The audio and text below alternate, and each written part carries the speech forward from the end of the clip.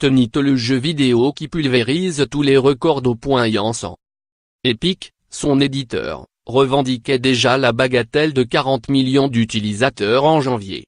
Si l'on se fie au cabinet Nizzo, un joueur sur 6 s'était adonné à Fortnite en février sur la plateforme YouTube, il devenait alors le titre le plus actif devant Minecraft. En mars, il a atteint le statut de jeu vidéo le plus regardé sur un mois de l'histoire de la plateforme Twitch, devant League of Legends.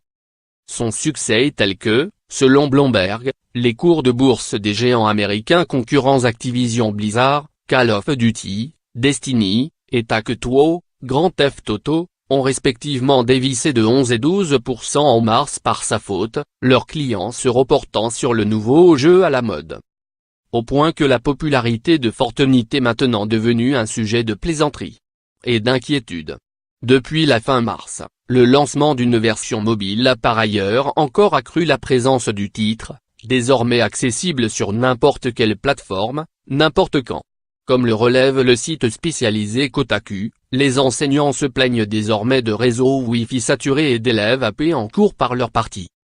Fortnite, c'est ce que l'on appelle un Battle Royale, un jeu de survie opposant 100 joueurs entre eux, jusqu'à ce qu'il n'en reste plus qu'un. Son succès est d'autant plus étonnant qu'il y a encore 8 mois, il appartenait à un tout autre genre, celui de la chasse aux zombies. Le cœur de Fortnite, c'est explorer, construire et défendre. On était excité à l'idée de retrouver de ces sensations de notre enfance, expliquait en juin au Monde Tanya Watson, son producteur exécutif, alors que son mode à 100 n'avait pas encore été annoncé.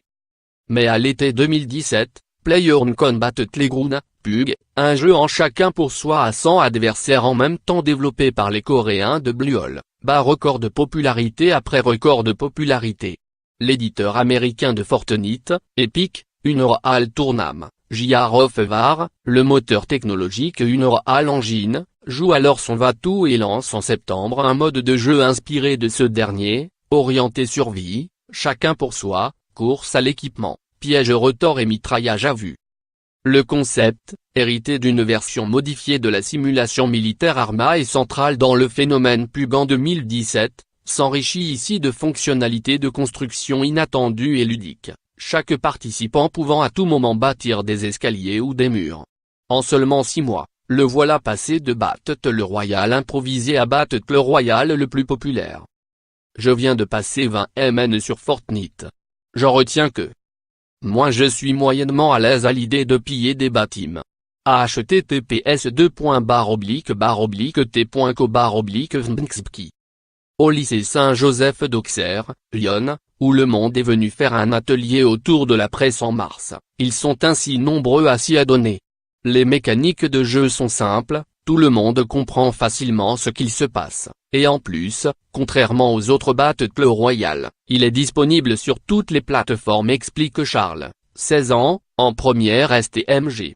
Nino, 17 ans, souligne lui que c'est un style de jeu assez simple, on peut faire une pause pendant 6 mois, on ne sera pas largué. Corentin, 17 ans, se remémore avec fierté sa meilleure partie. J'étais seul contre 4 avec seulement un pistolet mitrailleur silencieux, j'ai éliminé toute la team, c'était au homme et chacun peut y trouver un plaisir différent. Les graphismes sont réussis, ça ressemble à la réalité tout en étant un peu enfantin, observe Lola, 16 ans.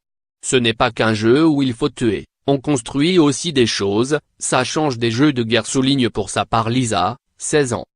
Pour autant, tous n'ont pas cédé à la Fortnite mania. Julie ne voit même pas l'intérêt. Ça n'apporte rien dans la vie, vaut mieux aller à la chaîne que de jouer à ça, c'est un effet de mode, déplore Andrea, 16 ans. Et de fait, depuis septembre, le jeu n'a fait que grimper en popularité. En février, pour la première fois, il déloge PUBG de la seconde place des jeux les plus regardés sur Twitch, derrière League of Legends. Tous les indicateurs montrent un emballement, alors que PUBG, jusqu'alors le plus streamé, commence à légèrement décliner. Le mois de mars a été historique. Fortnite est devenu le second jeu sur Twitch à dépasser les 100 millions d'heures de visionnage par mois, battant le record de League of Legends, 118 millions contre 103. Selon le site d'analyse des contenus vidéo Gamoloco, il y a désormais plus de gens qui diffusent Fortnite que League of Legends, PUBG, Dota 2 et Counter-Strike Global Offensive réunis. À lui seul, Ninja, son joueur star, réalise de meilleures audiences que toutes les chaînes réunies de la plupart des jeux. Le 13 mars, sa session de jeu en direct avec le rappeur Drake a réuni 630 000 spectateurs, encore un record.